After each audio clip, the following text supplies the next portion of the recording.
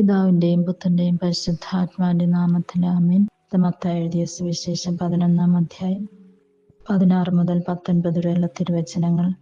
അക്കാലത്ത് യേശു ജനക്കൂട്ടത്തോട് അരുൾ ചെയ്തു, ഈ തലമുറയെ എന്തിനോടാണ് ഞാൻ ഉപമിക്കേണ്ടത്?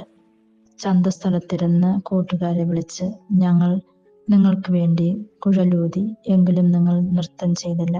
ഞങ്ങൾ വിലാപഗാനം ആലപിച്ചു, എങ്കിലും നിങ്ങൾ വിലപിച്ചില്ല എന്ന് പറയുന്ന കുട്ടികൾക്ക് സമാനമാണ് ഈ തലമുറ. യോഹന്നാൻ ഭക്ഷിക്കാത്തവനും പാനം ചെയ്യാത്തവനുമായി വന്നു.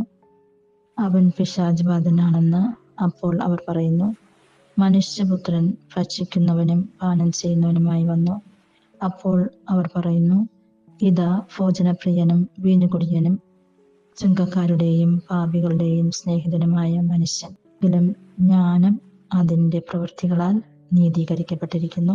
ഈ വചനഭാഗത്തിലൂടെ യേശു നമ്മെ ഓർമ്മപ്പെടുത്തുന്നതും, ജ്ഞാനമുള്ളവർ ദൈവത്തിൻ്റെ പ്രവൃത്തികൾ ചെയ്യുന്നു. മറ്റുള്ളവരുടെ പ്രവർത്തനങ്ങൾ കണ്ടുകൊണ്ട് നമ്മൾ അവരെ കുറ്റപ്പെടുത്താതെ അവരെ മനസ്സിലാക്കാം. നമ്മുടെ ചിന്തകളും വാക്കുകളും പ്രവർത്തനങ്ങളൊക്കെയും മറ്റുള്ളവരെ സ്നേഹിക്കുന്നതിന് വേണ്ടി നമ്മൾക്ക് ഉപയോഗപ്പെടുത്താം. അതിനായിട്ടുള്ള കൃപാപരങ്ങൾ പിതാവായ ദൈവം നമ്മൾക്ക് ഓരോരുത്തർക്കും നൽകട്ടെ എന്ന് പ്രാർത്ഥിക്കുന്നു.